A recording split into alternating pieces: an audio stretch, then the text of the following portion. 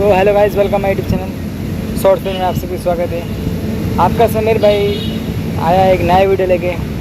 अपने प्रदीप पांडे चिंटू का एक नया फिल्म जो आ रहा है, उसका फर्स्ट लुक जो है रिलीज़ हो गया है और टीज़र जल्द ही आएगा।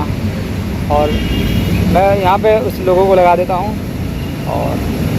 और उस फिल्म का भी नाम मैं आपसे भी बता दूँ और आप लोग देख लिए। और फिल्म का नाम मैं बता दूँ, रंगीला 2।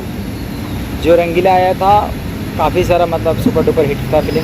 तो राजकुमार आर पांडे जी लेके आ रहे अपने बेटा के साथ में फिल्म, और ये फिल्म मतलब बहुत सुपर डुपर हिट होगा और बहुत एक्शन वाला है। और पहले वाला भी मतलब रंगीला फिल्म जो है बहुत ज़्यादा काफ़ी ज़्यादा एक्शन वाला था, और इसका दूसरा ही मतलब पार्ट आ रहा है रंगीला 2। और इसमें डायरेक्टर जो है राजकुमार आर पांडे जी है और उनका जो मेन एक्टर है हीरो में उनका बेटा है।